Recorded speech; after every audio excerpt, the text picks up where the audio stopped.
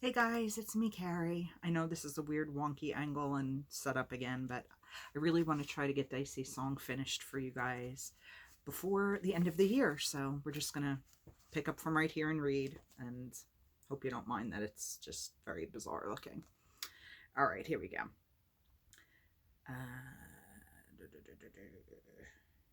Okay, I lost my spot.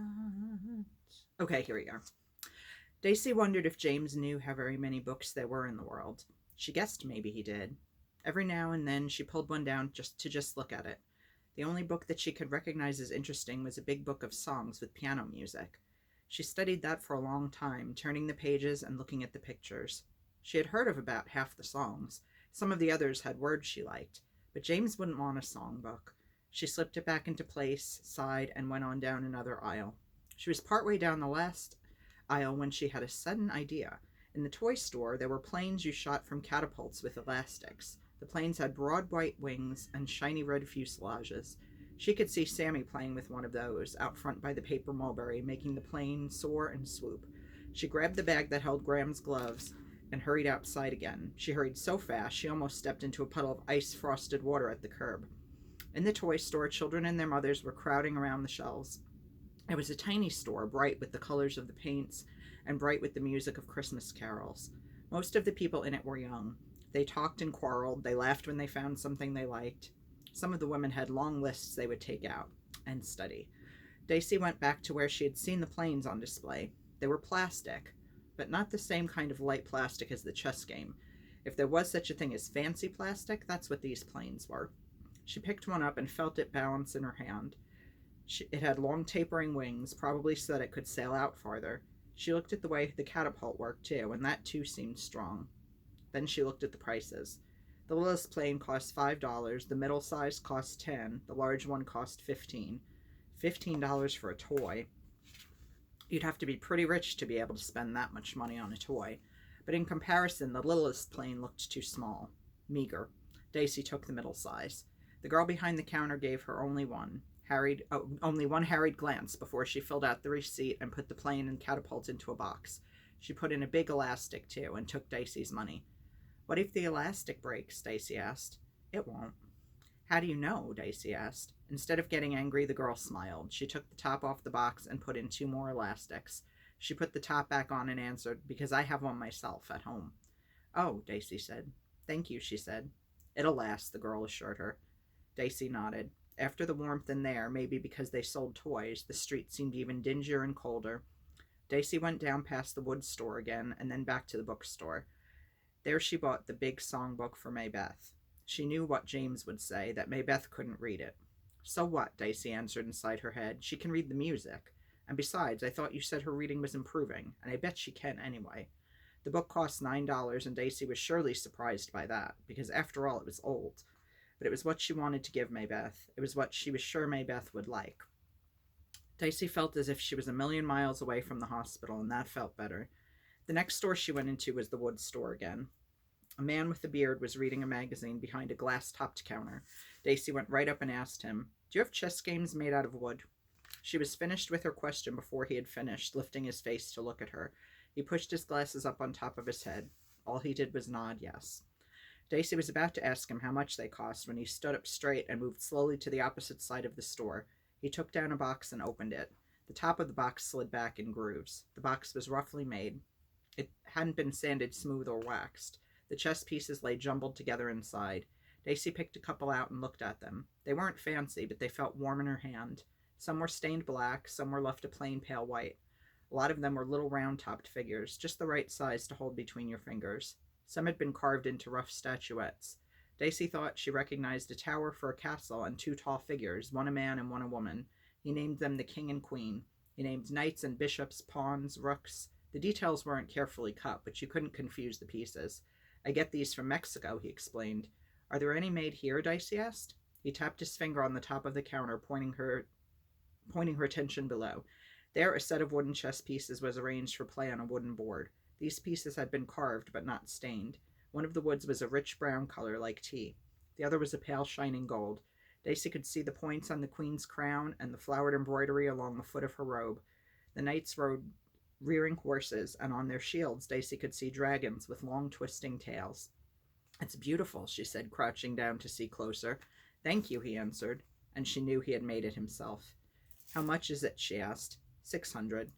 Dicey looked up, then asked how much the Mexican set was.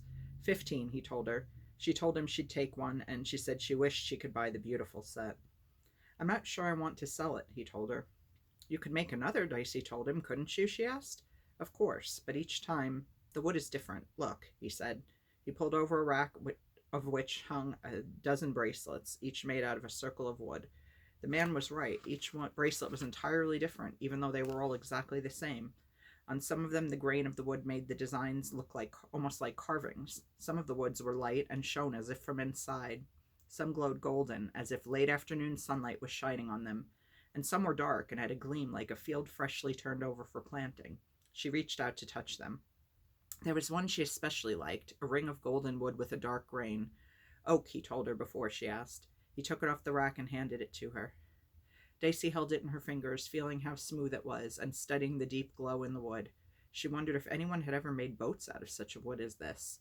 "It's $4, she said. "Try it on." "Oh, it's not for me," Dicey told him. She was thinking of Maybeth, and she didn't know why, because she had already bought a present for Maybeth. But the wood seemed so beautiful to her that she knew Maybeth would like it. Then she recognized the similarity. The wood had the colors of Mama's hair.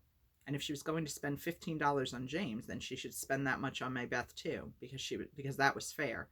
And she could feel how Maybeth would like the bracelet and would always keep it. She decided to buy it. When he added up her bill, Dicey looked around the shop. He made boxes in all sizes, the way he made bracelets. They were simple boxes with lids that fit down over the tops, but all of them had been constructed out of a variety of woods, and the woods seemed to fit together as the pieces of a patchwork quilt do. The different woods talked together, Dicey thought, looking at them. Only it was more like singing in harmony than conversation. The man also made little figures of raccoons and birds, rabbits, and something that had to be a chicken pecking at the ground for food.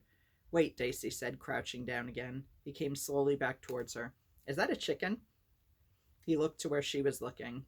He took a maddeningly long time doing anything, answering any questions. Dicey thought, "Do you want to hold it?" Dicey nodded. Dicey held the little carving in her hand. It made her smile, the busyness of that chicken, determined to eat and do nothing else. The chicken looked cross, its feathers ruffled and fluffed out. It wouldn't be easy to live with that chicken. He watched her studying it. "I meant to carve a jay," he said slowly, "but that piece of wood just wanted to be a chicken." "I think," Dicey said, "that's the way with chickens." "It's $4 too," he said. "Do you want it?" "Yes," Dicey said quickly, thinking of Sammy and how he would laugh. The man turned the carving over and pulled off the price tag. Dicey thought the price tag said something with 2 numbers, and she looked at his face. He was rolling the tiny square of paper in his hand. He knew she'd seen. "You liked it. You saw right away what it is," he told her. "My little brother keeps pestering us to get some chickens," Dicey explained. "Ah, then you don't live around here in the city." "No, in Maryland." "Maryland? What are you doing up here?"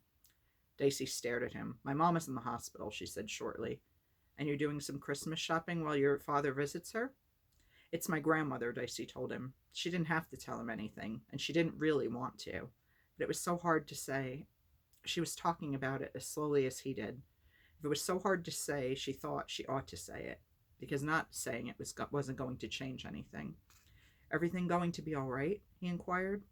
He didn't ask to be nosy, but to tell her he sympathized with her. Dicey heard that in his voice.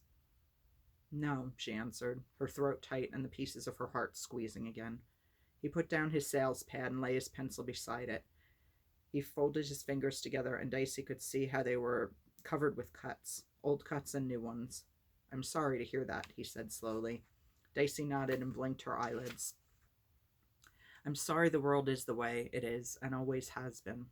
It's not easy, is it?" "How could it be?" Dicey snapped. "I can imagine how it could, can't you?" he asked her seriously. And Dicey could, but it wasn't true, so that didn't make any difference. "I tell myself," he said, "that it's like the wood. Sometimes things just have to happen. It just has to be the way it turns out. Are you old enough to have something you tell yourself?" That surprised Dicey. She swallowed, remembered, and nodded her head. "I saw a tombstone once. It had, 'Home is the hunter, home from the hill, and the sailor home from the sea.'" He studied her face for a long time and then didn't say any more. as if she had answered his question and he didn't have anything else to ask. Dicey didn't wonder about this as she paid her bill and took the bag into her hand. She had just made up her mind about something. Mama was going to come home with them, no matter what. She wouldn't leave Mama here. Dicey dropped the packages off at the motel and ate a quick supper in the coffee shop. Then she went back to the hospital. She didn't ask anybody permission. She just went right on the elevator and rode up to the 4th floor. She went right through the big doors and down the aisle to where Mama lay. Graham sat in the same chair, holding on to the same hand. She was talking softly, but she stopped when Dicey stood at the foot of the bed. "She's coming home with us," Dicey said. "I know," Graham answered, tired. "I've promised her. I promise you."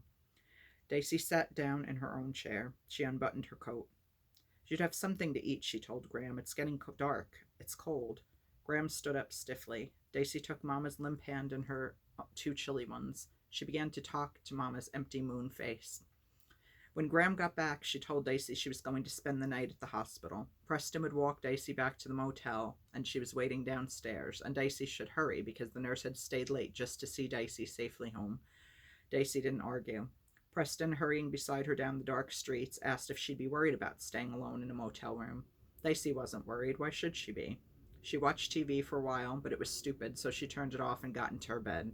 Then she hopped out to put the box with Graham's gloves in it into the pocket of her jacket so she wouldn't forget them in the morning. Back in bed, she turned out the light and slept. When Dicey arrived back at the hospital the next morning, the receptionist hurried down the hall to meet her before she had a chance to get on the elevator, but all the woman said was, "Are you going up?" Dicey didn't answer, just stepped into the machine. Preston stood with Dr. Epstein when she got off, and they too seemed to be waiting for her, but they didn't say anything. Graham sat by Mama's bed, her face gray with fatigue, but she wasn't holding Mama's hand, and Mama wasn't breathing under the sheets. "She's dead now," Graham said, "at about dawn. I wanted to wait until you could make your farewells." Dicey nodded. She came up close to kiss Mama's cool forehead and to brush her sad short hair. She felt Graham move out of the cubicle, and she whispered goodbye from all of them. When Dicey was back in the pale yellow aisle with Graham, she knew that Graham was just standing there, as if Graham didn't know what to do. "Oh, Graham," Dicey said. Whatever Graham might think, Dicey went up and put her arms all the way around her. They were of a height, she noticed. They didn't cry. They just stood there, holding on to one another, holding close. Dicey could feel how strong Graham's arms were, and how strong were her own. Strong and warm. "You have to let go," Graham said harshly in Dicey's ear, but she didn't loosen her arms. "You have to, and I have to." Dicey understood. It was Mama they had to let go of. "I don't want to," she answered softly. Graham pulled her head back so she looked into Dicey's face. "Neither do I," she said, "but I will, and so will you. Because if you don't let go, it can make you crazy." Dicey just stood there. "Are you listening to me, girl?" Graham demanded. Dicey nodded. Graham's hand patted her back, and that reminded Dicey. "I got you some gloves," she said. She took the box out of her pocket and handed it to Graham. "Why'd you do a thing like that?" Graham demanded. "You don't know my size, and where'd you get the money?" Dicey understood Graham's anger and let it wash over her. "Open it," she told Graham. They were standing in the watery light as if they were alone. Graham took the top off the box.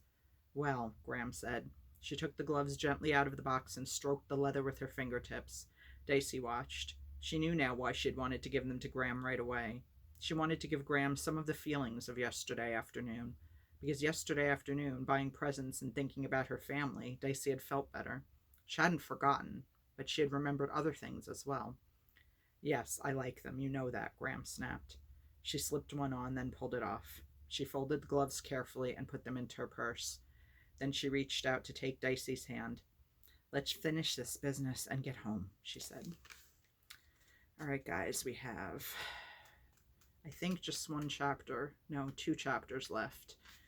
But it's 20 pages, so maybe we'll be able to finish in the next reading. It's a kick in the head, huh? It's a beautiful book. It's just heartbreaking, but I actually really love this last segment in the hospital with Dicey and Graham getting to be on their own and the whole shopping for presents, and there'll be some more interesting little bits coming up that I remember from having read this so many times. But anyway, I hope you guys are still enjoying, and I will definitely try to get the next section read really soon, because like I said, I do want to have this done before the end of the year, so you guys can, you know, look forward to another story. I don't own any other Cynthia Voigt books, unfortunately. There are like 7 in the Tillerman cycle, they call it, but I don't own any of the others besides Homecoming and this one, Dicey Song, so we'll see what we're going to read next. But anyway, thanks for listening, guys. I hope you enjoyed, and I'll be back soon with more stuff. Bye.